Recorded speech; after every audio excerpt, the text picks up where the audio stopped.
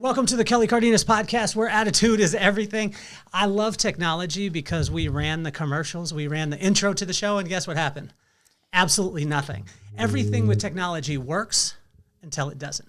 And so it's cool for me because to have you guys on the show, I got to be on you guys' show, From Millionaires to Billionaires. Yes. The podcast, which is phenomenal. And then we're here with Ideal. I've got this book, and I was so excited. I got the first one, although you guys tried to tell me I got the first one, and then you went to Greg Reed and said, Greg Reed, you got the first one. I believe there can't be two number ones. That's an 11, as Ricky Bobby let me know.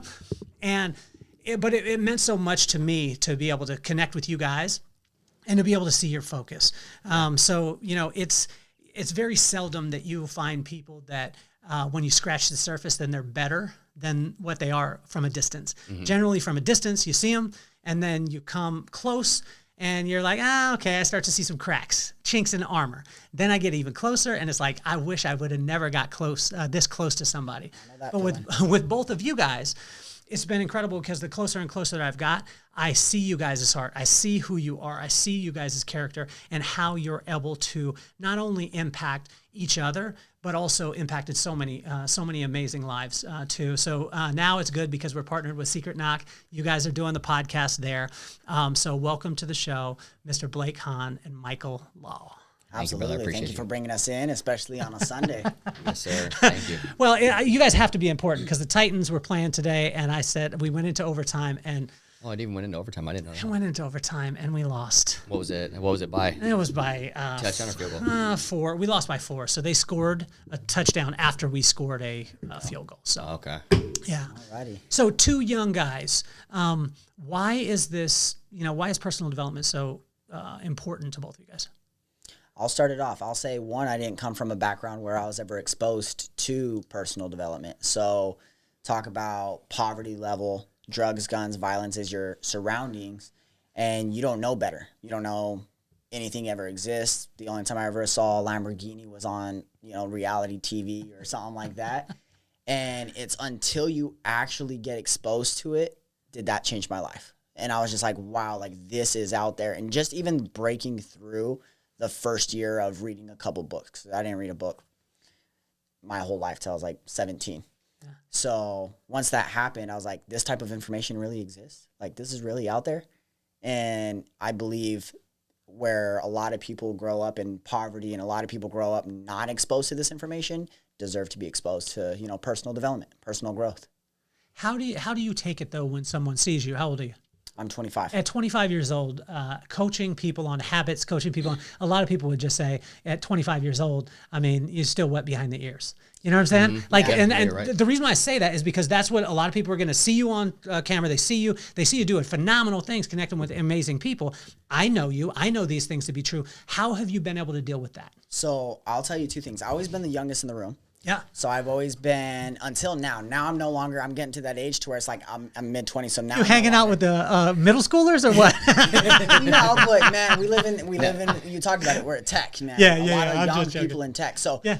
I want to say thank you to you because you actually brought clarity to something that I've been seeking my whole life, and I'll touch on that in a second. But it comes from wisdom.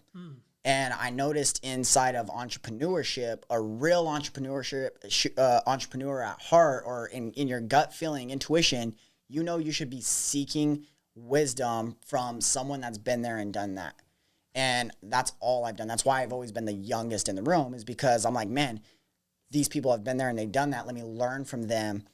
And when you were on our show, you said something that I was like, man, that's kind of what I was looking for. You said, every morning I wake up and I read the corresponding day of Proverbs to the corresponding day of the month. And I was like, okay, well, why does Kelly do that? So I go look at it and I'm doing some studying and I'm like, oh, Proverbs is the book of wisdom. Mm-hmm. And I'm like, okay, I was like, that's something I was like seeking to understand more about myself is how am I attracted to the wisdom to be around? All my friends, I always say, is like 45, 50 or older. Right? Yeah. And get really in tune with that. So building the habits and understanding that and then actually applying action to it over the last decade of doing that, it's just, I think that's the barrier of confidence that we both have, is just like once you actually do it, you can actually solve other people's problems. Whereas if you're just all talk, you can't really solve somebody else's problems. So you're not off the hot seat either. Like, No, I'm not. Because, you know, when I say this, I go the same way. I've taken my whole entire career and hung out with young people. And it blows my mind because when I see you guys and I see how simple you do things, it's never easy.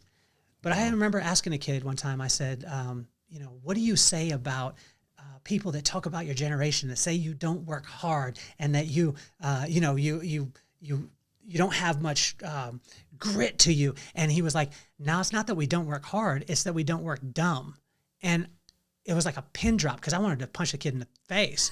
And I was like, you're saying that old people are dumb? He's like, no, but there's a lot of things that you do that could be done a lot simpler, more streamlined.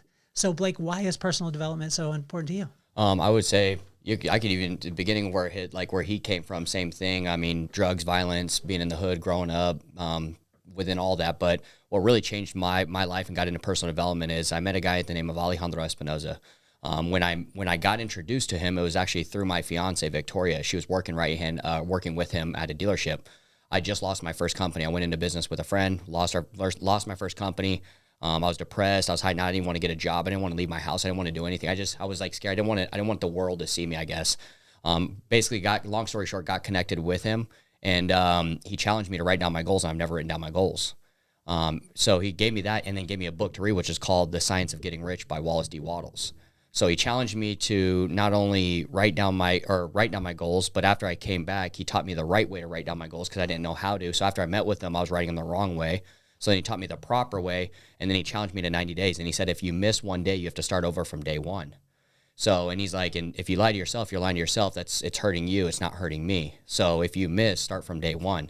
Well, I got to day 15. I missed it, and I started from day one. And it's crazy because I remember that day I sat there and looked, and I was like, man, do I keep going or do I start over?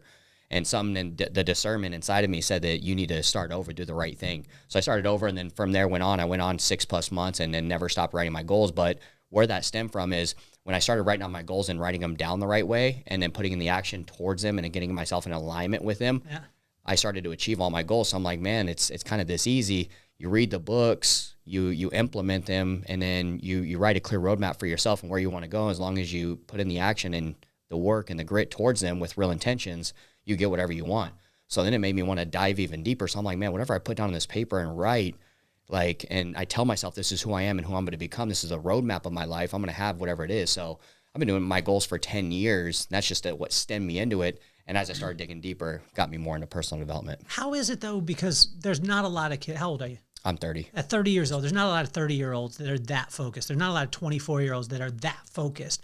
Yeah. Does it alienate you? And how have you been able to deal with the alienation of maybe, you had friends that were maybe 23, 24, whatever it was, and then you put yourself around and it alienates you. It makes you, does it make it an alone kind of scenario for both of you? No, because I got to be friends with you, Kelly. You know what I'm saying? You make new friends is the short answer. That's what I was getting ready to say. I mean, just the ones around, if they're not, when you feel like alienated, like you said, like you're the only one.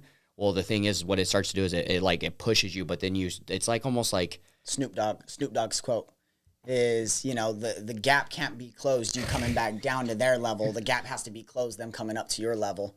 And it doesn't mean we're not friends. Yes. I will always be your friend. But priorities change, and until you realize that your priorities have to change. I was having this conversation with my lady, and I was saying, I was like, when we invite friends over, for example, I'll use your studio for an example. We took off our shoes when we came in here, right? Yeah. And so we had to meet you at your standards to be in your environment. You know why I do that? Why? Because you can't have ego without shoes. You realize, it figuratively and literally grounds you, and you become home. And you can't you can't give somebody attitude not having any shoes on. You know what I'm saying? Yeah, no, you really can't. And so it was one of those things growing up that I said I had a friend who was rich, what I thought was rich, in our neighborhood. Yeah. And I had to take my shoes off when I went in their house, and I was like, damn, someday I'm gonna have a house where people have to take their shoes off. And the first house the first house I had did not deserve for someone to have their shoes off. But I did it, and like you said, it set a standard. So go back into that as far as meeting people where they're at as opposed to trying to get them to where you are. Yeah, it's just it's exactly that. Like they have to be able to meet you at your standards to hang out with you, to be with you, because your standards have changed. And it doesn't mean you can't hang out. It's just do something different so that way you can be in our environment and hang out together. And ultimately, like, it's never hurt me to lose a friend like that, because I don't lose friends. We're just gonna do our separate thing for now. And when you're ready, we'll hang out. Just how much time you're really spending with them. It's just less time that you're spending with those people and we're spending more time with you guys. So, I mean, that's how there's that quote, it's lonely at the top, but it shouldn't be, because if you're at the top, you should have friends. You should be making friends, making friends. I was going to say, it's just a new circle. It doesn't feel lonely at all. It's just a different circle.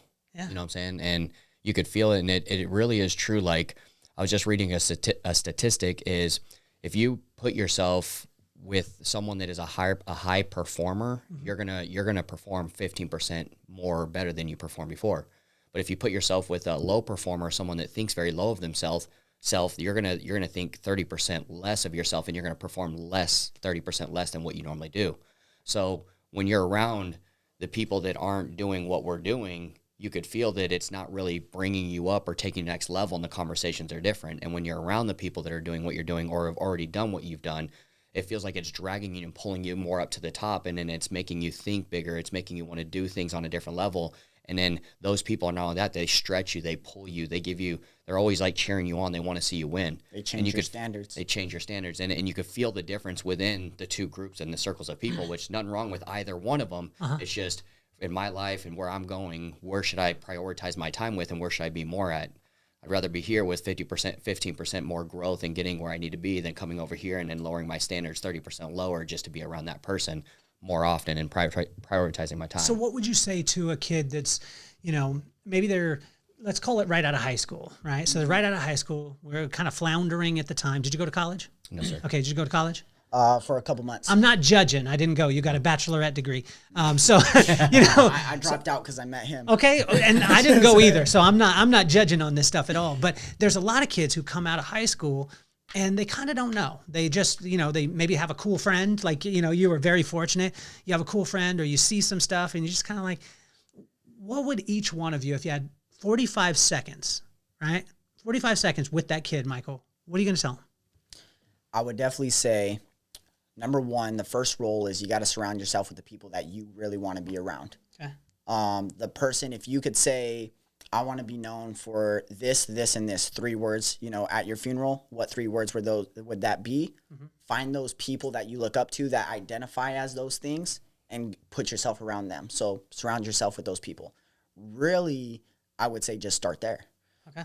How about yourself? Don't complicate it. Dude, my only thing I got to say to you is just be you and be happy. Find what makes you happy and what it is that you want out of life, and that's where it'll lead you. And find that just deep down within. So a thing that I loved, we got a chance to talk on the podcast with you when I got a chance to be on yours, and you had seen some highs and seen some only just going at, hey, I'm going at the numbers. I'm just going at the success is what the world would say. And my brother's really big on this. I can't wait for you guys to meet my brother. I said success one time and he was like, I said, this guy is successful. He said, stop. And I said, why I got to stop? He's my big brother though. So I was like, okay, I'll stop. He said, stop. He said, define success. And I was like, well, he makes a lot of money. He's doing that. And he said, stop. He said, that's not success. And he said, that's making a lot of money.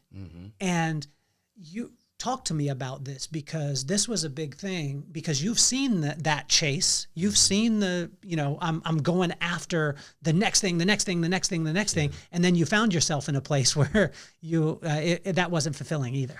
Well, I mean, that's the problem, is I was chasing the success, but the success that I thought that I wanted and needed was the dollar amount. What was it? Like, what was the dollar amount, and when you were focused on that, what was it? To be honest with you, man, I didn't know. I just remember being told, your average entrepreneur has 7 different streams of income. So I just didn't know what I didn't know. I never had any guidance. My parents, no one comes from an entrepreneur background. I had no mentors, no anything. So I literally asked this kid, I'd come up with an idea and let's start the company. I was and then I had 2 more ideas. Let's start that company. Why not just do them all at once? Why can't we not? But I didn't know what I didn't know. And spreading myself so thin. So that's why I've learned so much. That's why we pulled back. But the reason why I say that is because I was chasing the title and the money, but there's also, it's how I was chasing it. But don't get me wrong. Do I still want to make $1 million a month? Do I still? Yes, because the reason why is I want to be financially free. I want to be able to take care of my family. I want to be able to travel the world and never have to worry about anything. But the thing is I thought that I had to be an entrepreneur to do that, and I needed multiple streams of income, which was multiple businesses. And then I was chasing it so fast, and I thought the more people that knew that if Blake's making $1 million, or if he's making this and that, and he's got multiple companies, I'd attract more people to want to do business with me, or people that are higher up there, if that makes sense. And it's not really the right way. You know what I'm saying? My brother we were talking on my dog walk the other day, and he was saying we were talking just about that, about multiple streams of income, and we hear it a lot in the entrepreneurship space. But what they don't tell you is you need a river first. I know. Yep. You need a very, very powerful river with streams that come off of that wildly powerful river. But most of the time, especially early on entrepreneurs, I've been in the game for a little bit of time, but I see. When I say kids, it's out of respect. Individuals, yes. But you see young individuals that will go in and they'll open up 20 different streams, but not have a river. Right. So it's interesting that you were talking about that too. How about yourself as far as, Michael, you're still kind of in it. So, you really didn't grow up that much of your life without social media. Yeah. Right? Am I correct on this? No, you're correct. So most of it was online. Most of it is seeing a bunch of stuff. Like I grew up with MTV Cribs, Lifestyles of the Rich and Famous, and I had to tune into that to see all the other things that people had in their lives that I didn't, making me feel bad about my life. You have that device in your pocket right now where you can feel bad about your life any second of the day. Right. How have you been able to deal with that as you move forward and use it in a positive?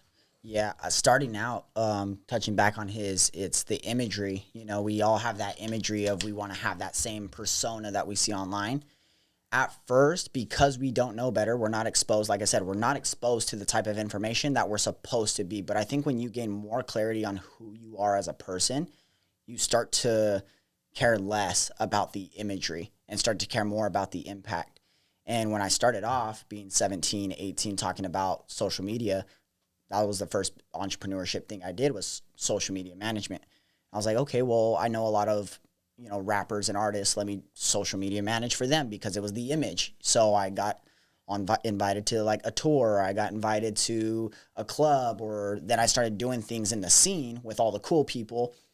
Then I got a headache, and then after, all this music and everything, and then the influence, it's just a headache after a while. And then also I realized, as these artists are trying to make it, they can't pay you.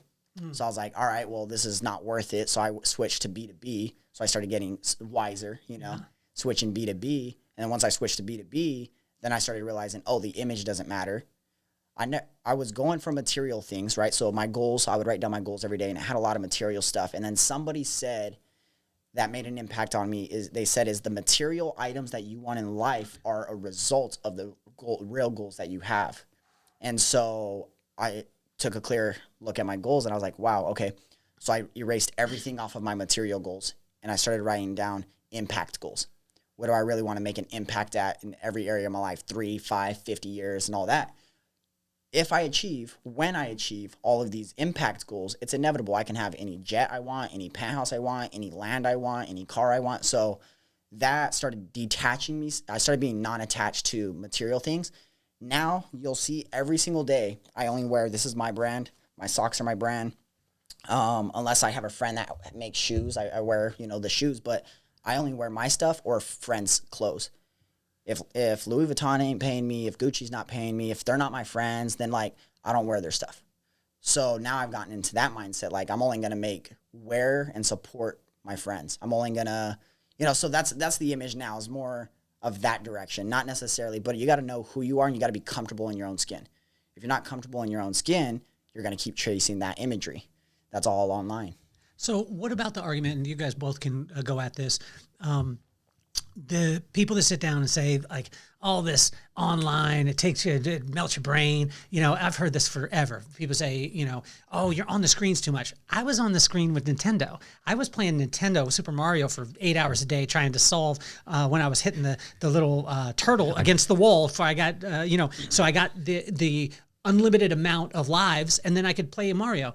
The median has changed, but it's the judgment part. And I want to talk about that, because there's so much, and There's guys like at my age, 48, 50 years old, 60 years old, that are the get off my lawn, kind of doesn't want to adapt. It doesn't mean that wisdom doesn't come from that place, because you can get wisdom, but help that person to understand why a social media or a media in general, whether it be podcasts or anything like that, how that can, lessen the curve or lessen the distance between what it is that you have right now and what it is that you want.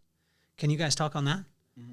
Just lessons. I mean, if you want to, there's only two ways to change a habit, right? There's emotional impact, which is normally you don't want an emotional impact because it stems from something most likely negative. You get cancer, you got to change your health goals. A family died, you got to change X, Y, Z. So you don't really want that one. The second way is constant spaced repetition. So if you're reading a book over and over and over again, listening to a podcast over and over, and Audible. So that area is really good if you're using it for studying, if you're using it for putting your study out there so people could study you. Like we put coaching content out there so people can learn from our content if they're consuming it.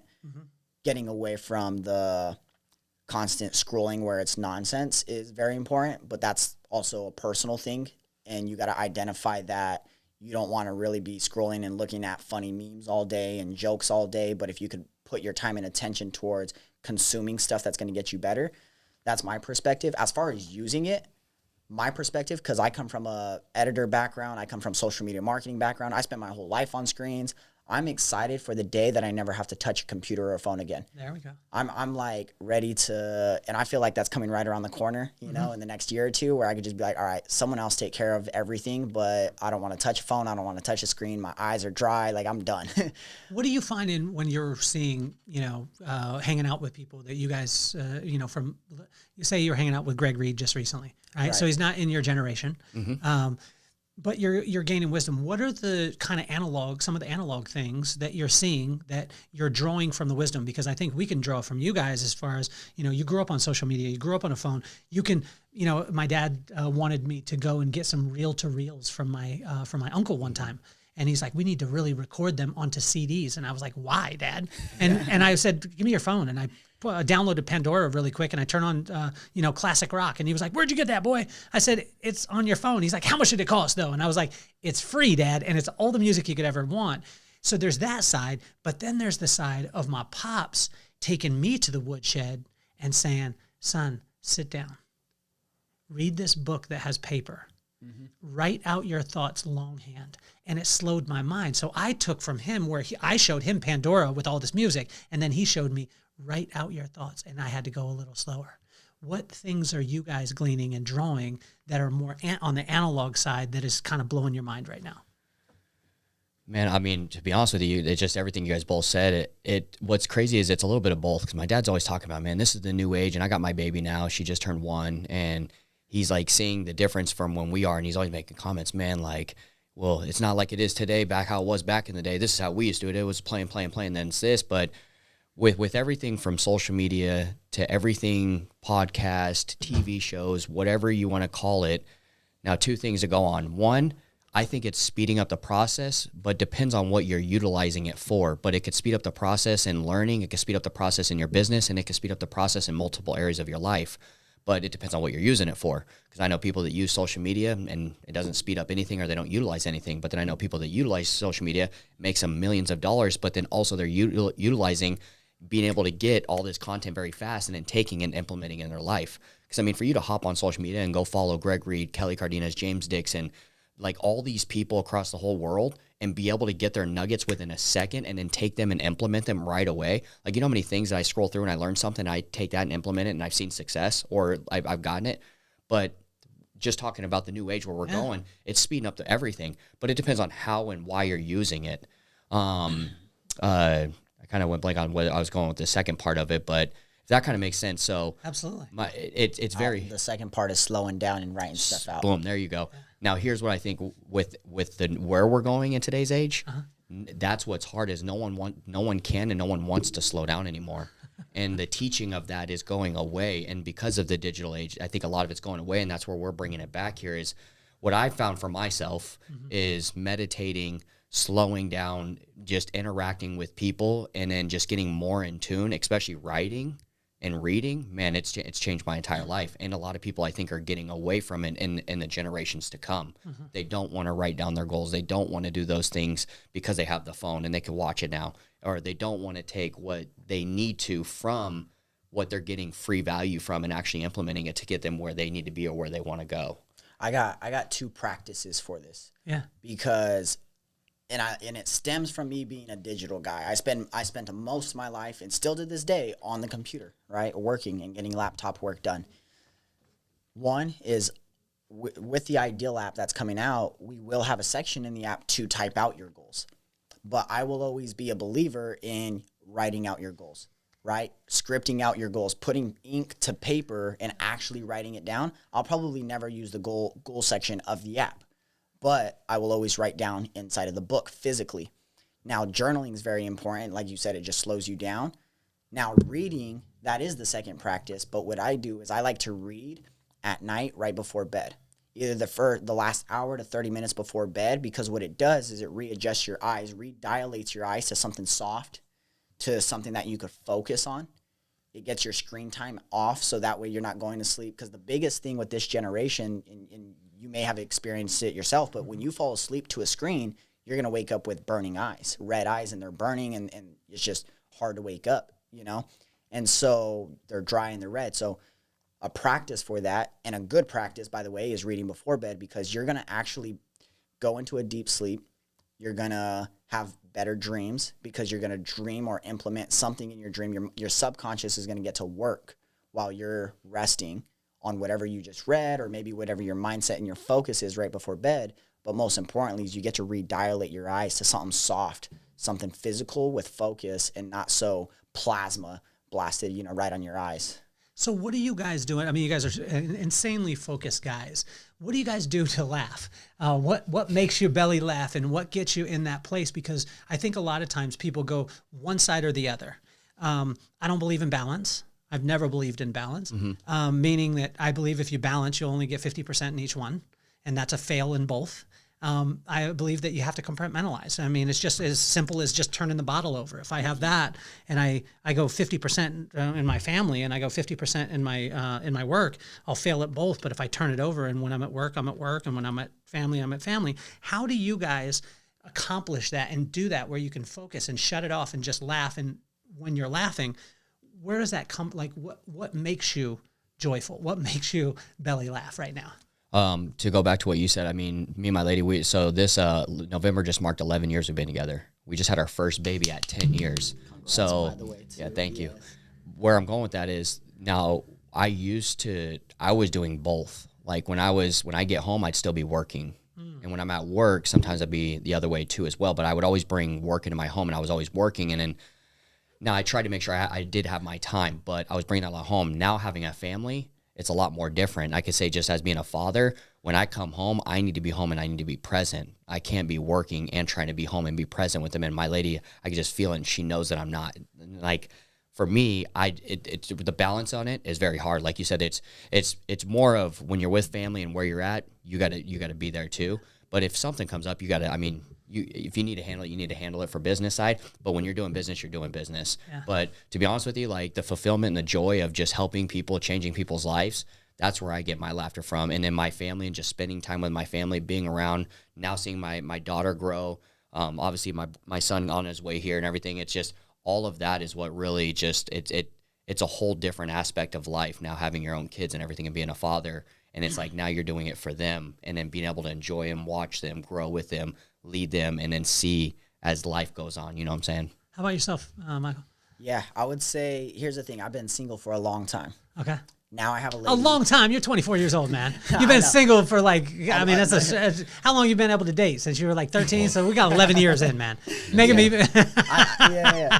But now I have a lady. Now I have actually today, 7-month-old girl. So, you do? Yeah. How long were you guys together before? It was a surprise? It was a surprise. It was hey, mine was a surprise too. So there's no judgment on that. It's just it's awesome. No, Congratulations. but it was timing because, like I said, the being single for so long, I've been picky with identifying who I want to be with. Yeah. So whenever I wanted to be with her, I was like, okay, I could be with her. Okay. You know, I choose based on can I see a future. Did you see her and then you had that type of game where you were like, yo, you're gonna be my lady, or did she talk to you, or how did it go? Nah, she tried talking to me for like 7 months. What? She was trying to holler at you and you wouldn't talk to her? I was running events around the city. I was just running events and I was focused and I was dialed in and every event that she happened to be at, coincidentally, she would just stay till the end, network, and then at the end always come up. That's and what say, they call it nowadays, huh? Yeah. We used to call it the hibbity dibbity. Now they call it networking. I know, with some cocktails. Yeah. No, and then she would come up to me after and be like, do you need help with everything? I was like, man, I'm already done packing. I was like, didn't you just see me packing for the last 30 minutes?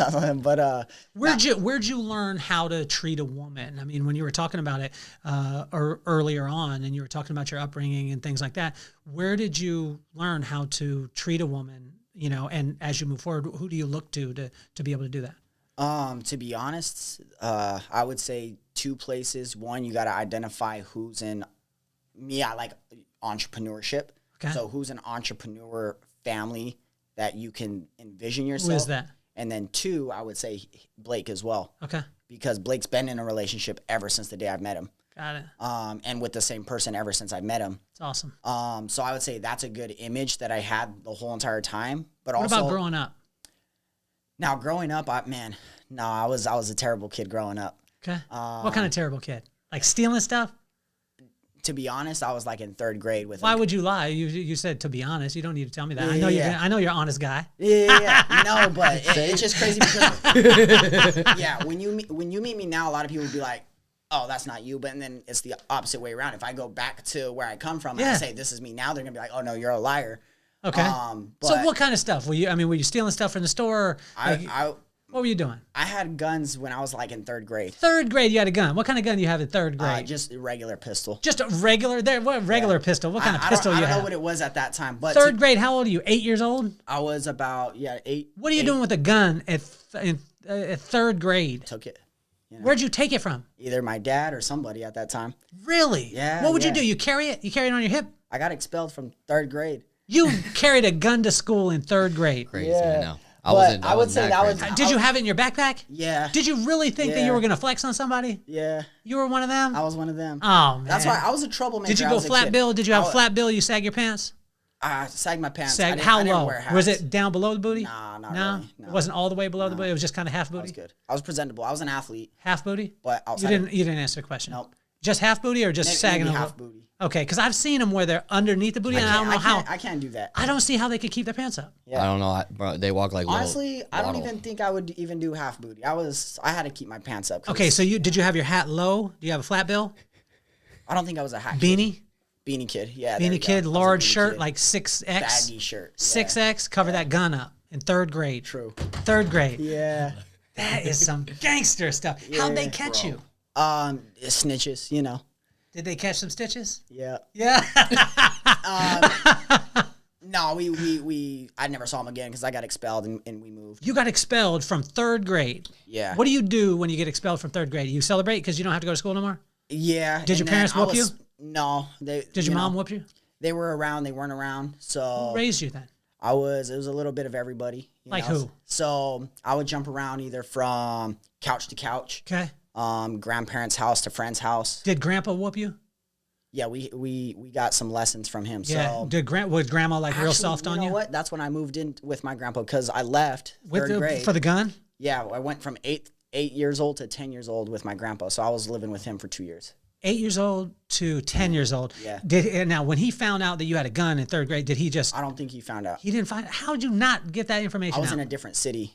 So it was kind of like... Witness protection program at 3rd grade? What's it called, CCP? I have no idea. Child protective. CPS? Yeah, they must have hit it. Okay, so they sent you away. I was in CPS a lot as a kid. Did you change? Did you have to go to juvie? No. You didn't? No. Okay. Yeah. Did you go into the system at all? No. Nothing? Yeah. Did you get a gun after that? No. No? That was it? Still to this day. No? You ain't got one on you right now, man? No. Okay, good. I wish I did. All right. I wish I did. Right, with all these questions, right? He's like, yo, I'm about to get you. No.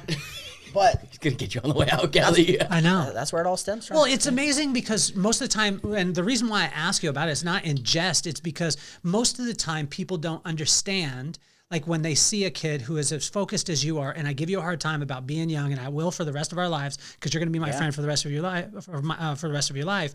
But most of the time people don't talk about those things because they think, oh my gosh, I want to have this persona. I want to have this, I want to have that. And it's like, I find that people connect with you on a completely different level when they understand, like my brother says to me all the time that he doesn't trust someone who doesn't drop an F-bomb every now and again. Yeah. And I was like, I want to be a good example for my kids. And he's like, yo, bro, but there's times where you do it. So let me know your perspective on this then, because this is the way I feel it about when I speak, because I never really talk about my past, like ever, not even really to him, nobody. Like I just don't talk about it. But here's why. I have a big belief, because of I know how the world is and how society's separated, that 95% of the world also grew up the way I grew up. So I would rather spend most of my time when I speak teaching about the things I've learned rather than talking about the same stories that everybody's heard of, the trials and all that stuff. I feel like everybody knows that story as it goes around the world, but everybody has similarities of poverty and these. So that's why I don't talk a lot about where I come from, and more about how can I, while I got a voice, talk about the things I'm learning from the people I've learned it from and provide that to the people that are listening.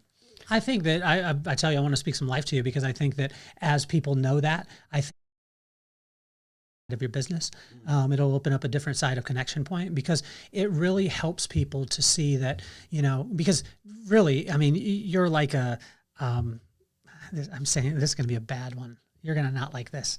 But you're like a test tube baby. Like when I meet you, like when I say a test tube baby in the great way, like you put the goals in, you got the focus, you got all these things. It's amazing to be able to see it.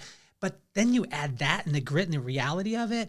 I mean, that's where a person says, oh my gosh, this Michael guy becomes a whole different plane. It doesn't mean you sit in it. Yeah. It doesn't mean you sit in that part of it, but it's I don't know if you noticed it. Did you notice his body language changed when we started talking about it? All of you it. Loosened. You loosened up, you connected, and it's amazing. So I just want to encourage you, because there's so many kids out there that think that once they get past it, they need to cover it, and no one can ever know. And then they're running. But it's good too. Right. I mean, I think you've got a great thought process on it, as far as, that you want to spend time on the positive part, and that's what you want to project. I just think the wisdom, you never cease to amaze me, man. It just continues to move to another level. 11 years relationship. How, what's the secret? Man, I'll be honest with you. It's the main thing is communication. Okay. How do you communicate with a woman? Man, just asking questions. I'll be honest with you. How do you know what questions to ask? Because women, I've dealt with women for over 30 years, every 15 to 45 minutes, that I would spend that time with them. I feel like it's just like the questions is just like, it's very easy. I mean, whenever you sit with us, I mean, you have questions that you want to ask to get to know me, and it's really just how do you want to get to know that person on another level? Wow. I mean, that's really it. I mean, it's what do I want to know about you that's going to attract me to you and why I like you? And then asking those questions is going to tell me if I am attracted to you and if I do like you. How do you guys stay away from, though, the just going towards the masculine energy? Because in the personal development side, in the goal setting, in that, a lot of it is masculine energy. And in masculine energy, it's one of my pastors was saying it the other day. He was like, every dude that you meet immediately sizes you up, whether they can beat you up, they could beat you in business, they could beat you in finances. And that's the way that guys will size you up, be like, oh, and if you're not a threat, they're cool. If you are a threat, they want to posture up a little bit to show you, this is what I've done. When you guys are in that, how do you not stay all the way in that? Because you guys connect on a level that, like with Ideal, I mean, the reason why I was so excited about it is because of you guys. Not because of just the information. The information is great. The program is phenomenal. You guys get results. I mean, it's proven. Everyone who works with it gets results. But for me,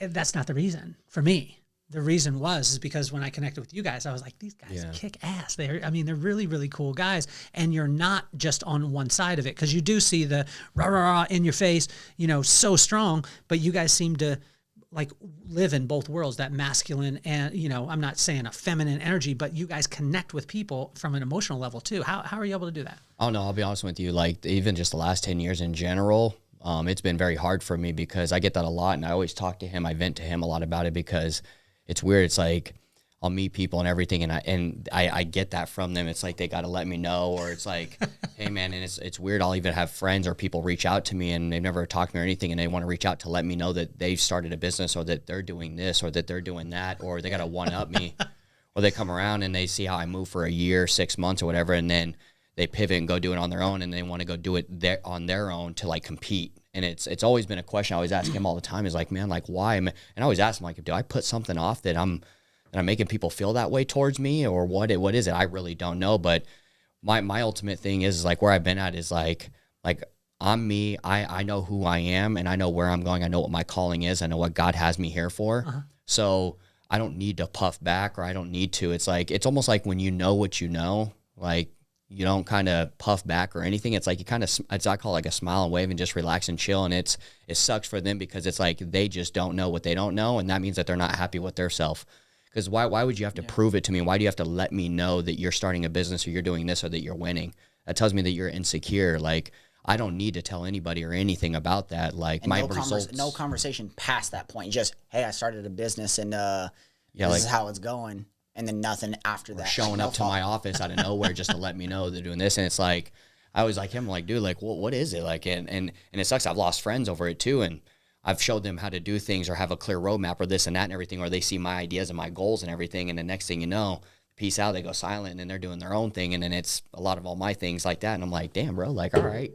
But I don't know. It's always been weird. I'll be honest, I don't know why, but how I react to it and everything is like how I said, man, it's like, man, there's only one Blake. There's one DNA. Like, God made me who I am and has my story and my calling written out for me already. This is what I'm destined to be, who I am and where I'm supposed to go. Like, this is my life. And it's like, when you know what you know, you just know you're more calmful. You're more calm, peaceful. You're happy and joyful, knowing that God's got you all day. You know what I'm saying? Like, and it's very hard. I'll be honest, the last 10 years, I still don't understand why. Maybe, I don't know, maybe you could help with it, or. I could give you that answer. It's in that person's paradigm. It's in that person's paradigm until he brings that to the surface in himself and is aware of that's how he is. And it all stems back from most likely childhood. A lot of this stuff in your personality, even as an adult, stems back from your childhood. But it's in that person's paradigm, specifically whoever that person is, that's how they were built. And until they bring that to the surface, bring awareness to it, decide to make a change on that, then it's going to remain the same forever for that person. I want to tie this into, like, because I've always like told him is like it. What I like about this space and becoming friends with you, Greg, and everyone in Secret Knock is, you guys aren't here to compete. No, man, you guys are here to fucking win, and you want everybody else to win. And if we all fucking win and you help each other win, we all just win on a bigger level. And then it's not lonely at the top. We all get to hang out at the top. But everyone wants to compete, and I just don't understand, man. Like, why? Like, I can help you. I don't even care if it's the same line of business. I'll help you. There's enough to go around. Like, why can't we feed off each other? Even if we're in the same line of business, why can't we both help each other? I remember when we were just here at the last Prosperity Camp event, after the whole thing was over, sitting talking in the back with Greg, and we're excited. We're in a personal development space. Greg's in a personal development space, and he's like, bro, like, how can I help you guys? I want you to compete with me, but like, I want to help you compete with me. Yeah. And it's awesome because it's like, who says that? No one says that no more. That's what I was telling you, man. I feel a difference. Like, and when I was just sitting with Greg, we were playing pool, and he said a few things, and I was asking him about like, hey, Secret Knock's coming up, this and that, and blah, blah, blah. And he goes, bro, we're friends. Like, we can do whatever like we want, and however you guys want to do things, we can. And I'm like, I think something clicked, and I'm all, man, this goes to show you how long I've been hanging around certain people, and that in my environment and the group of people I've been hanging around is how, I don't even know what word I'm looking for, but that I've asked that question so many times that's the people I've been around. I'm with people that don't want to help me. I'm with people that want to compete. I'm with people that don't really want to see me win, but it's more of a fake facade of what they say to me, that I think that they want to see me win, but their actions after so long, what I've learned over 10 years is just by the way someone talks and acts and how they help you, as if they really want to see you win. Because I still got people. We had someone come to our office like, man, I just want to see you guys win, and I got these connections, blah, blah, blah. But then he throws an offer at it, and we don't take, like, we turn down the offer, and we don't hear from the guy no more. But it's like, did you really want to see us win? Because a winner that wants to see someone win doesn't need something in exchange to see somebody win. They'll actually help you win and connect you with someone. Yeah. And what Greg's done, what you've done, and a handful of other people have done is help us win without asking for anything in return. You know what I'm saying? So it's just different. And I totally see the dynamic now. And I guess I'm more aware and aware of the patterns and the way that the people think and move, and their actions really tells me people really want to see you win. But this whole competing thing, man, like, it's annoying, man. I don't know why everyone's got to compete. Well, I think it goes to Michael, when you were talking about the insecurity, or my daughter had it happen where she came to me and she's like, this girl was really mean to me, and I wanted to react. And then 2 days later, she comes back to me and she's like, Daddy, I know why the girl was mad and mean to me. And I said, well, why? And she said her parents are getting a divorce. And this is coming from my daughter at the time is 3rd, 4th grade, but she had the wherewithal to not react to the girl. I would have reacted in a negative way. And she didn't react because she wanted to see the whole story. And it goes to Proverbs. When the first person says their case, it seems as if that's the truth until the next man speaks. And my brother's an attorney, and it's like he sees that where a person will go in, and when a person states their case, yes, it seems like, and then when you listen to the whole story and you calm down, that's why I admire both of you in it. Michael, when was the switch? I mean, I want to go back to the 3rd grade, and you get expelled and you go to grandpa's house or whatever, grandpa and grandma's house. Yeah. What was there a switch? Was there a time where you said, I don't want to do this anymore? Or was it over time? It was over time, but I've always been a creative individual, right? Okay. I've always wanted to, I could go back in my life and I could say as a kid, I've always wanted to be this and this and this and this, and I always wanted to do fashion. I always wanted to do this, and I always wanted to do, so I've always had this entrepreneur mindset. Yeah. I didn't know the word entrepreneur was a word though until like I was 17, 18 years old. But I had a friend, and this friend came to me, and I'm an athlete, so I don't read books. I think that's for losers. I think it's for, nerds and all that type of stuff. And I can be smart if I choose to be, stick with the street smarts and stick with the athletes. I tried everything once, but my main 2 sports were basketball and track. Okay. Which one was your sport? Basketball, for sure. You a point guard? You're a shooting guard? Yeah, 1, 2, and 3. Okay. So 1, 2, and 3. I could jump high. So did you dunk? My freshman year, yes. What? Yeah. How tall are you? I'm 5'9". 5'9". You were dunking in freshman year. Yeah, I had a $500 deal with my coach. If I could dunk by the end of the season, he would give me $500. And so I worked hard that season. Yeah. And then after that, though, I tore my meniscus in track, or I was doing shot put. I was doing throwing too. You were doing shot put? Yeah, or discus. I was doing discus. Really? Yeah, because I had the form for discus. So I actually hold still records in that state for discus for whatever reason no one could throw. But all that turning, I tore my meniscus in my knees. And from there, that's when, athleticism started going down because I took seasons off. I was in physical therapy a lot. Yeah. But played basketball my whole life. Where'd you get your competitive spirit? I would say watching my oldest brother. He moved out in 6th grade to go live with his best friend to do basketball and football. And I watched him my whole life. So whenever I turned 10 and got moved back in with my mom, I started doing YMCA basketball, just watching him. And so I would say watching my oldest brother. Okay. Yeah. What was the first question you asked, though? What got us here? The flip, the turn that really got you? What was the switch? The switch. So what inspired a lot of the reversal in my life was one friend coming to me and saying, Michael, do you read? And I was like, no, I don't read. What the heck? Well, why don't you read? And whatever. They came back to me 2 or 3 times that year. They say, how about this? Why don't you just go pick up the smallest book on your favorite topic and just start there? I was like, all right, I'll go do that. Went to the library. I grabbed the smallest book on basketball. And it was called Heart Over Height by Nate Robinson. Also 5'8", can dunk like crazy, right? Got knocked out by Jake Paul. Yep. got knocked out by Jake Paul. So when I read that book, the whole book is the title, Heart Over Height. Yeah. So I was like, man, that kind of gave me some internal motivation and stuff. And I was like, okay, that's cool. And living in poverty, wanting to know why all these rich people have success, and me always having this creative mind, I started hopping on Google and searching, a lot of this entrepreneur stuff. First I was just searching how to get a Lamborghini. Like, how do I get a Lamborghini? You know, how do I get a mansion? And so entrepreneurship and business started popping up. And I was like, okay, let me dive into this entrepreneurship and business pop up. And then I got hit with an ad that says The One Thing by Gary Keller, the book, The One Thing. So I went to Barnes & Noble, and that was the second book I read. The One Thing by Gary Keller, that was the first business book I read. From then, I was about 16 years old. I've never stopped reading. So it was that one friend coming to me just saying, pick the smallest book on your favorite topic, that started getting my mind turning towards what other information is out there that I should be diving into. And then The One Thing by Gary Keller got me on my business track of books. What if you guys had to distill it, right? And so Clayton is here. Clayton is producing right now. So thank you, Clayton. Everyone give him a round of applause.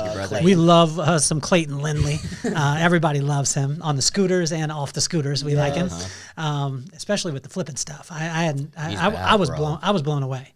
I was blown away. From flipping to flying out of planes and stuff, or off cliffs. I didn't want to hang out with him. After I saw his videos and stuff, I was like, because I liked him before, and then I saw that, and I was like, nah, I don't want to be that good of friends because he's so good at what he does, and there's not anything that he does that he isn't good at. So, but we thank you, Clayton. We really, really appreciate you. But I do need you to go on the time frame too, Clayton, because I'm going to give each of you a minute.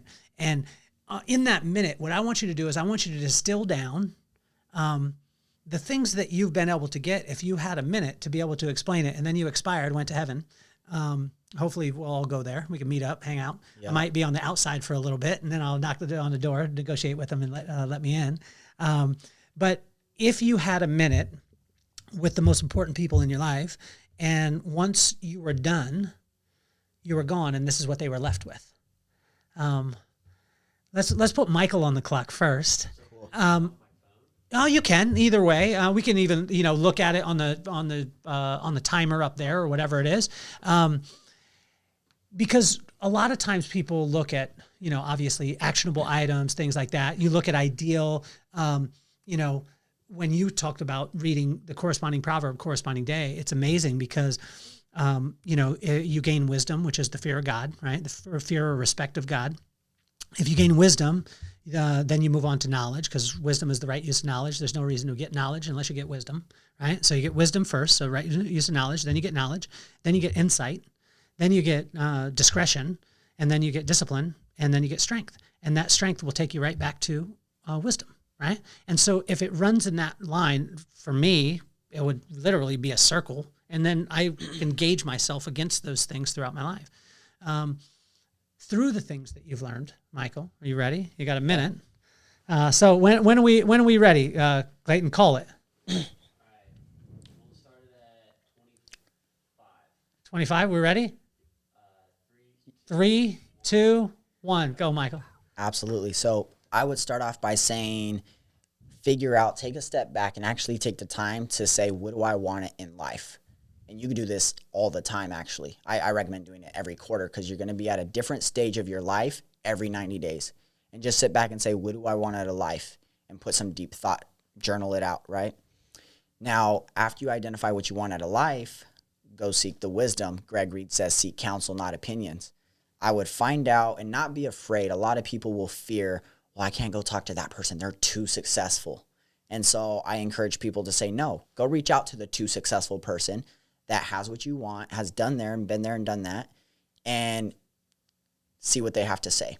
And reach out to as many of these people as possible. Now, when you do that, I would also say to go through life as a life university, meaning you don't need to go to university and learn one, expertise and just do one thing. Say yes to as many opportunities in life as possible, and throughout life, you're going to figure out what you're great at and you love, what you're good at and you like. Those are the first two pillars you want to put yourself into. Everything you're great at and you love and you're good at and you like. And then you're going to figure out these bottom two pillars, which is things you're good at but you don't like, and things you suck at and you don't like. And those two things, what you want to do is you want to, if those two things you need along your journey, you pass those tasks down to friends around you that those are their 1 and 2.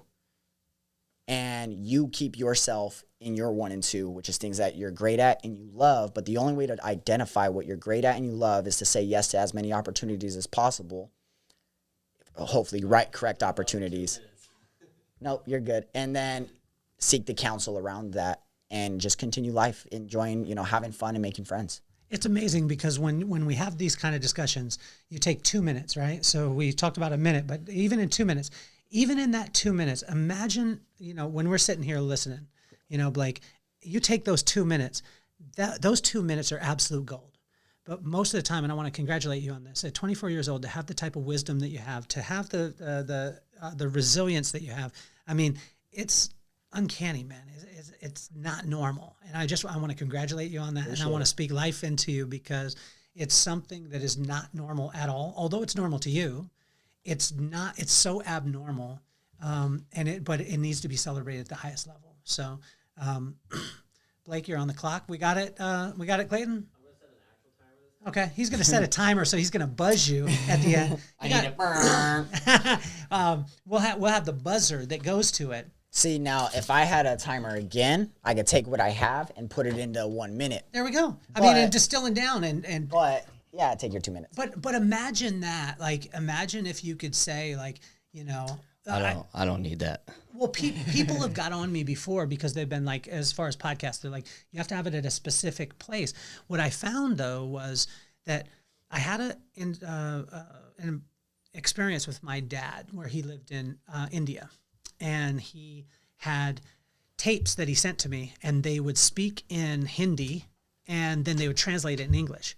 But people would be responding in Hindi very, very loud. Plus, he'd be preaching in Hindi, and then simultaneously they were translating it in English. And if you listen to this, it was the most annoying tape that you could ever hear in your life because it was like, rah, rah, rah, rah, rah, and then they're translating it at the same time, and you're having to distill and be able to do that.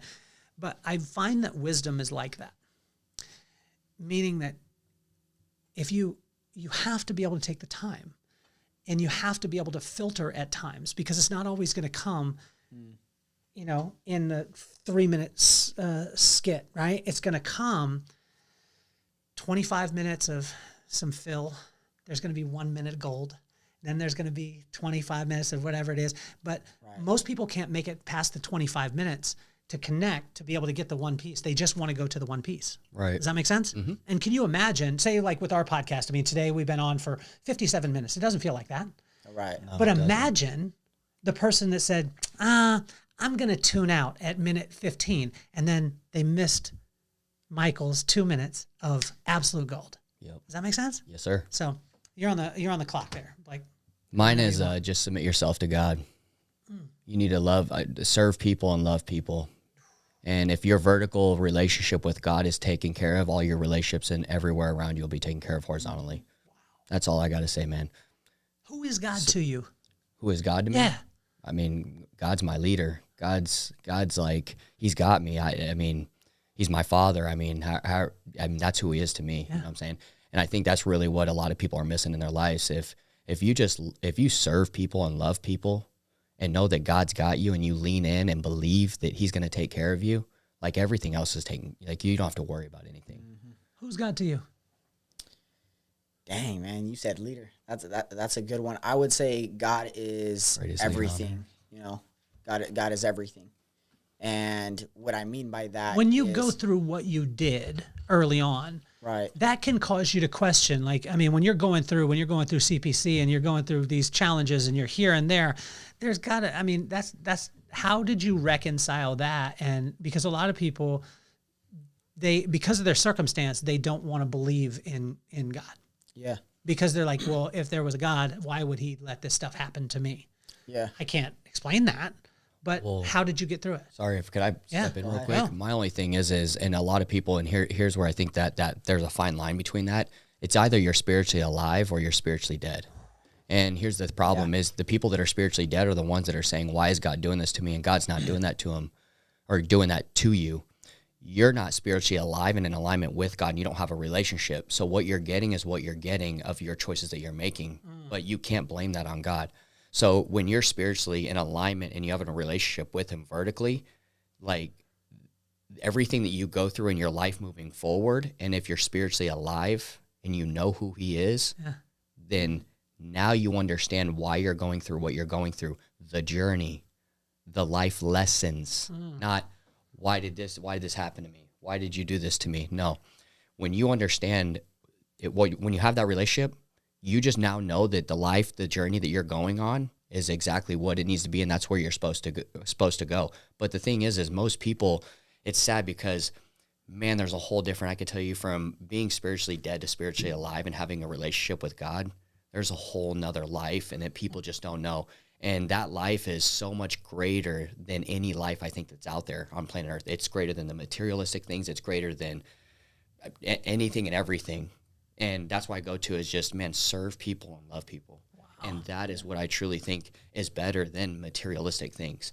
The things that when being around people, when you could tell that someone just really wants to serve you, that wants to help you, that wants to see you win, that's why you see these communities like with what Greg Reed has with Secret Knock and everything, is he's serving people. He's loving people. That's what I've noticed with Greg. And I noticed with you too as well. Like, you serve and love people. You're not here to take from them and point fingers and talk about them and gossip about them. You actually really truly want to serve and love people.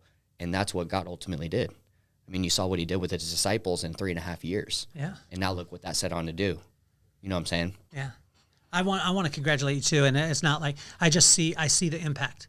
Right? I see the impact of you guys' friendship. And I mean, I know you pointed right away, Michael, to Blake and the kind of mentorship, and not just the, he's becoming a god to me, but it's just the mentorship part. And I want to tell you that it's refreshing to be able to see. It's an incredible thing. And I want to congratulate you on that. Who is God to you, Michael? After everything he just said, I'll double down on that. But you asked me a question specifically. Yeah, because that can be challenging, man. Yeah, and I think it takes going back. Everything keeps coming back to this wisdom. And growing up as a kid, when you're always going to church and you really don't know why you're going to church as a kid, and you're getting put into all these different church programs, and I didn't know why I was a believer then, but it's kind of like, I don't know. I'm a kid. I don't know what I don't know. But as you get older, these certain challenges and the way things align, you start to question on a deeper level. And when you start to question on a deeper level of why, either if it's a negative, why me? A lot of people fall in that victim mentality, like, why me? If you're real, why would you allow this to happen to me? Whereas I felt if I was ever in a moment of doing that, it was always like answered right away of like, here's why, with a immediate answer, like within the next 90 days or next something, as like, follow through. Just follow through with whatever you say you're going to do with integrity, like follow through completion, and you will have your answer why. And I've been on stop for a decade now of like, if I'm going to do something, I'll follow through completion first before I question again, and when I started doing that, it's like, it's no longer a question. It's more of just an appreciation. Yeah. And I heard a quote, whatever you appreciate, appreciates. Yeah. So Sharon Lecter actually is who I heard that from, but that just makes the most sense to me. And if you appreciate more in life of what you have, it'll appreciate. And so, I mean, God's an answer. It's an answer, someone that you could just talk to and get an answer from, What does his voice sound like to you? What does his voice? Yeah, sound like is it an English accent? Is it Morgan Freeman? To be honest with you, is it a woman? I would like say, to each of you personally. I'll tell you. I can tell you what it go is ahead. to me. You go. There's no voice. Okay. I'll be honest with you. Yeah. It's spirit. Okay. Like it's the spirit that it's like he talks and moves through you and within you and guides you. What about to you? Like when he's moving you, is it more of like a Blake, get your butt over here, or is it like, oh Blake, you know what I'm saying? Like, is it a hymn that he's singing to you? That's what I'm saying. There's no like real true voice. It's almost like it's almost like me talking to me inside of me. Okay. But so it's your voice. The second me, it's my voice, but through him, he's like you utilize me inside of me. There's nothing. It's like he's commanding the Blake inside of my head or within my heart to do this, and then like I'm telling myself to do it, and like I know what it is. It's like when you know the right thing to do, and it's like that's inside of you telling you. You know what I'm saying? Like, when's the last time that God has been speaking, or what is he working on you right now that you're resisting? What is he working on right now? Yeah, what does he keep telling you that you keep resisting right now? It's the will. You know, it's the will, the discipline to just keep doing what you say you're going to Like keep what doing. specifically? What has he been? What has he been telling you? Like, hey, like the other day. I'll tell you two of mine right now. Go. Mine is I need to be more smarter with the finances that I'm being given and that he's blessing me with. Okay. And because reason why I say that is I'm smart with it, but I get too excited and I spread myself thin. So the thing is it's just broke on a higher level, but I know that I'm putting my money in the right spots, but I'm spreading myself so thin. So it's like two things is one, you need to be more smarter with your finances, the money that I'm giving and gifting you with, but two, focus on one damn thing so you could get a damn river going so that you could actually take that river and you could go open up multiple streams instead of trying to do multiple streams at once, son, and do this. So for me in the last decade, those are the two main things that I know why I've lost everything. Looking back now, I'm like, why I lost everything is there's one, and both the times I did, I was doing multiple things. Yeah. So that's why. And then obviously with the finances, I mean, he'll bless you with a lot, but if you can't take care of a lot, why would he? Or even with little, like he'll test you. He'll bless you with little money and see what you can do with then he'll gift you with a lot. And when you get to the lot, it's what are you going to do with that? And if you can, he's going to bring you back down to the little until you understand the lesson that he's trying to teach you. And I've been there twice. You ever try and negotiate with God? Do I? Do you guys ever try and negotiate? Like, because in the past, yeah. No, I'm saying like in the past, like, so you're a saint now. I'm just saying, like, I see what still you mean. do Yeah, because I'm like, every day. you know, come on, God. Like, I hear the vision. Like, like, just don't make me go through the process. Just give it to me now. You know what I'm saying? Look, just give me a taste. Just give me. I used to. Pour it in my hand for a dime. You know? Yeah. No, because like now, like when I pray and I meditate to him, I'm just asking him. I'm like, man, like I'm open. My heart's open. My arms are open, and I'm willing to receive whatever it is unexpectedly. So every day and everything that I go through is. I just know that however it's going to happen and whatever I need to go through is what he's planned for me to go through. And I need to just be, and that's why when things happen now, it's like, man, you look at it differently. Like I know some people get angry and frustrated and all that. And it's like, when things happen, I'm like, yeah, I know that. I know why that's happening. That makes sense. All right, cool. I know what I learned from that. All right, let's keep moving. This is part of the journey. This is part of the process. And man, when you fall in love with the journey and the process, like that's when you ultimately like that's where my laughter comes from. That's when the fun comes from is enjoying everything. Like I still even enjoy when I have a loss or when I enjoy even anything that something bad in business happens. I enjoy those because like it's teaching me so much more that's going to help me and is building my character as an entrepreneur in the entrepreneur space and business space moving forward so they help me be stronger. You know what I'm saying? And what I'm asking for, he's given to me and I can't be like when you see my goals, I mean, I can't be mad for what he's taking me through based off of what I'm asking for. Yeah, you know what I'm saying? So it's like, man, I can't ask for it and be mad that he's taking me through this. And one thing you said is like, you have the clear vision of know where you're going. But if God already laid out the clear map of where you're going, he would make it easy for you. But the thing is that's why most people give up so quick is because they want to know how they're going to get there. And if they don't know how they're going to get there, they never start and they never commit and they never take action. See, the thing is when you hear that I've been through 12 different companies and lost hundreds of thousands of dollars and I've lost everything twice, the thing is I never knew what that process or what was it going to look like, but I still have the same end goal of where I want to go. And the thing is everything that I've been through and now I look back one decade and I'm excited for the next decade is like, wow, look what I went through, but this is what I asked for.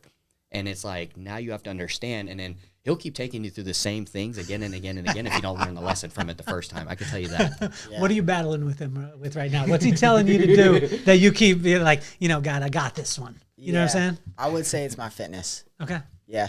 I love fitness. Okay.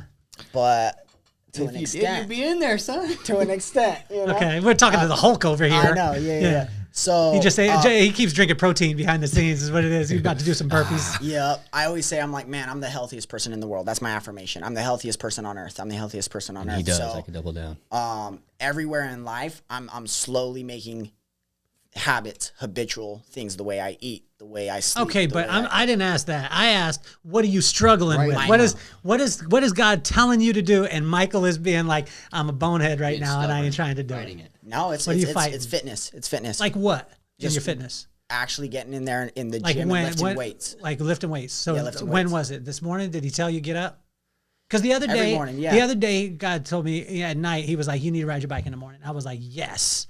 And then I was like, I didn't put my riding kit near my bed because I knew if I didn't, I'd be like, oh, and I'd have a conversation with God, and I'd be like, hey, God, I don't know where it's at. I know where it was. And God knew that I knew where it was, but I was like, I can't find it. It's going to take a long time to get there. And my butt stayed right up in the bed and didn't get on the bike. And so, I mean, obviously I paid the price and not feeling as good as I could. What has he been talking to you about and like that you are resisting right now? Yeah, it's that because every day I wake up about 4:30, right? Okay. I could choose to make that my gym time, right? I have the choice to make that my gym time, or I just don't, you know? And right now I'm about 2 to 3 times a week. So I'm getting there now, right? Picking it back as a habit. When I was with him, we were going every day, 5 days a week, all the time. Of course. I mean, yeah. That's why I don't hang out with him. But when you're doing it by yourself and there's not that accountability there, that's why I say I'm working on my will, like the discipline of, you know, following through completion, like I said, is telling myself I'm going to do something and then just do it.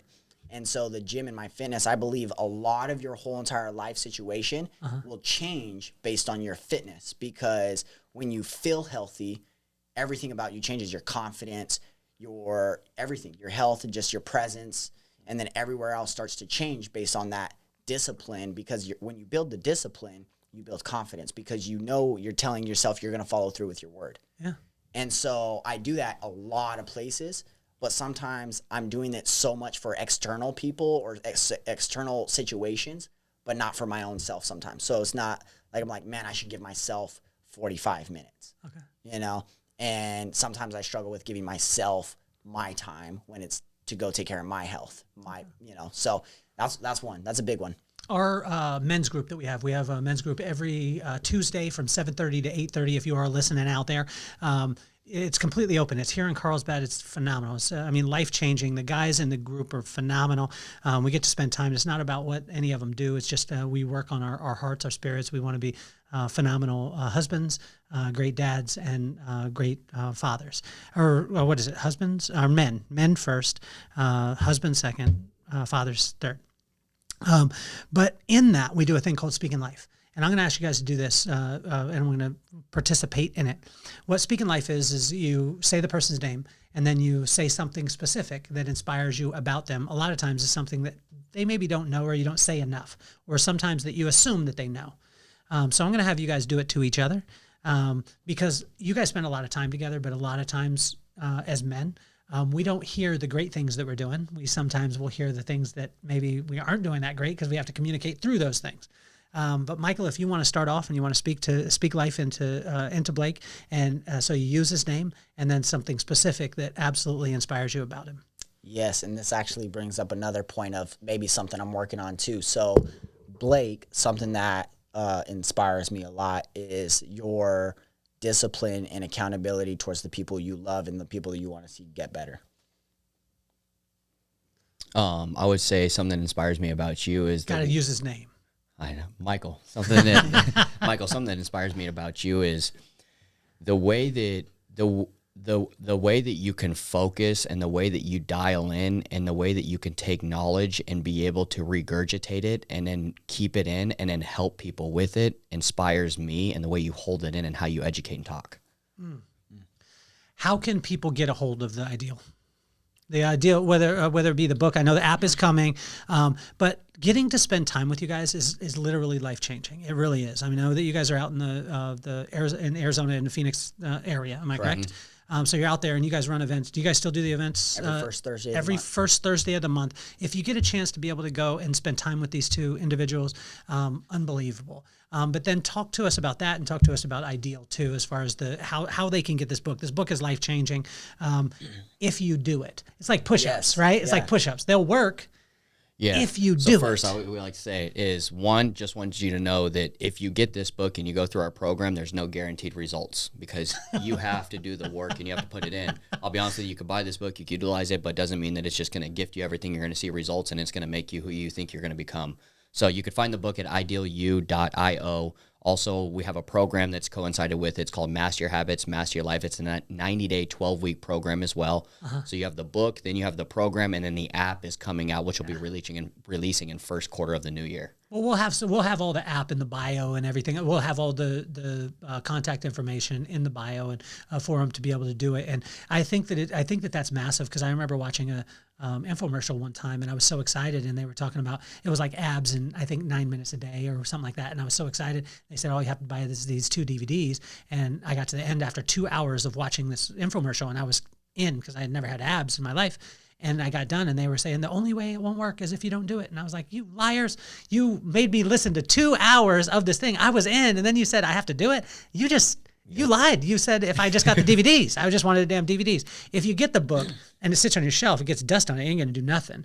But I could tell you this, in reading it, looking at you guys' information, and more than that, knowing who you guys are as people and seeing it on every level, I just want to congratulate you, because most of the time, again, we end where we started. Most people, the closer and closer you get, the worse and worse they look. It's the cheerleader effect, my friend used to say.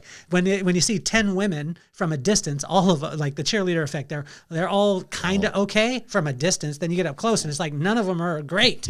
And but I want to tell you that you guys are better up close than you are from a distance, and that's very, very seldom that happens. Yeah, appreciate it. He touched on it. Ideal University, the Ideal app everywhere. Who's it not for? It's not for people that, aren't willing to put in the work. I always say, work with the willing, not the needy. So if you're somebody out there that's just needy, it's probably not for you. But if you're willing to do something and you can identify yourself, if you're listening to this right now and you're like, man, in my gut, I know I should be doing something with my life, just that thought alone, it's for you. Because if you know intuition-wise that you should be doing something greater with your life, that's how I was as a child. Even though I didn't know wealth was a thing, my intuition was telling me, like, but I want to go do this. I want to go do that. I want to go do this. I want to do this when I'm older. It's like, who's even telling you that exists out there in the world? No one. So it's like, even that thought alone, that's who it's for. It's for somebody that just has the thought of, you should be doing something with your life, because that's where it starts. It starts with the thought of identifying you should be doing something greater. Becoming the best version of yourself. I started the podcast because of my 2 kids, Maddox and McKenna. And some people said, that's selfish that you would say that because that's just your kids. But what I want people to know is my kids, if you took their names away and you put your kids' names in there, and you had the guests that I have on this podcast, which are some of the most iconic people in the world, not from a accomplishment standpoint, but it's they're icons in their industries and their spheres. You guys are icons in what it is that you do. And I've never said this before, but in making it for my kids, it's not just for my kids, it's for that next generation to be able to have. Can you imagine right now, we're on episode 314. You got 314 episodes of masterclasses that from some of the most iconic people in the world. Yeah. And so what advice would both of you have? And we can start with Michael. What advice would you have for Maddox and McKenna? And if you could use both their names, it would be awesome. Yes. So for Maddox and McKenna, I would just say, be yourself, be comfortable in your own skin along the rest of your life. And when there's going to be a lot of people in life that are going to want to come and tear you down, tear you apart, just know, never judge them, never blame them, and never point fingers at them. They are dealing with something internally for why they would put some type of anger or frustration or jealousy or anything like that energy towards you, that you got to identify that as long as you know who you are and where you're going, and you can be comfortable with yourself, appreciate everybody for who they are, and ultimately that'll guide you with, I call the law of least effort in life, being able to flow through life with the law of least effort. Wow. I was diving into his Maddox and McKenna.